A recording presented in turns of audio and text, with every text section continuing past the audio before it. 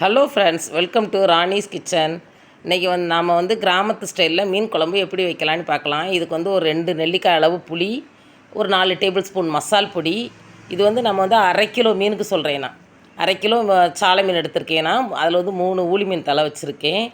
ரெண்டையும் சேர்த்து இன்றைக்கி குழம்பு வைக்க போகிறோம். நம்ம ஒரு 4 பழுத்த தக்காளி பழம், இந்த மசால் பொடியையும் புளியும் நல்லா கரைச்சி ஊற்றிக்கங்க.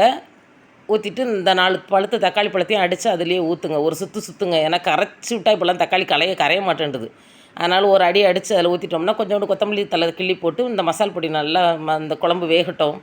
வெந்துக்கிட்டு இருக்கும்போதே ஒரு 3 சில்லு தேங்காய், ஒரு 100 கிராம் சின்ன வெங்காயம், 2 பல் வெள்ளைப்பூடு, கொஞ்சோண்டு சீரகம், கருவேப்பிலை எல்லாத்தையும் ஒன்றா அடித்து அதிலே ஊற்றுங்க.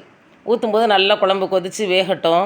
இந்த டைமில் நல்லா கொதித்து வெந்துட்டுருக்கும்போது மீனை ஃபுல்லாக போட்டுட்டு உப்பு போட்டுட்டு மாங்காய் போடுறதா இருந்தால் இந்த டைமில் போடணும். மாங்காய் அன்றைக்கி நம்ம வீட்டில் வாங்கலை, அதனால் மாங்காய் போடலை. ஒரு 4 பச்சை மிளகாய் உடச்சி சேர்த்துக்கோங்க. இந்த பச்சை மிளகாய் இந்த குழம்புல போடும்போது வாசம் அவ்வளோ சூப்பராக இருக்கும். காரம் சாப்பிடக்கூடாது, பச்சை மிளகா சாப்பிடக்கூடாதுன்றதெல்லாம் சும்மா. இந்த மீன் குழம்புல இருக்கிற பச்சை மிளகா அப்படி ஒரு டேஸ்ட்டாக இருக்கும், சூப்பராக இருக்கும், சாப்பிட்லாம். இந்த டைம் கொதித்து வந்ததுமே மீன் வெந்துடும், சீக்கிரம் வெந்துடும். எடுத்து வச்சுட்டு ஒரு சட்டியில் கொஞ்சம் எண்ணெய் ஊற்றி வெங்காயம், கடுகு, உளுந்தம் பருப்பு, வெந்தயம், கருவேப்பிலை எல்லாம் ஒன்றா போட்டு நல்லா பொரிஞ்சதும் தாளித்து தூக்கி கொட்டிடுங்க. கிராமத்து ஸ்டைலில் சூப்பரான மீன் குழம்பு ரெடி.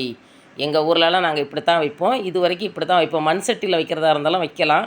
அப்படி இல்லைன்னா ஒரு அகலமான பாத்திரம் எடுத்துகிட்டு வைங்க. இந்த ஸ்டைலில் வச்சு பாருங்கள், சூப்பராக இருக்கும் இந்த மீன் குழம்பு. சாப்பிட்டு பார்த்துட்டு எதையா கமெண்ட்டில் சொல்லுங்கள். சேனலை சப்ஸ்கிரைப் பண்ணிக்கோங்க. Thank you friends.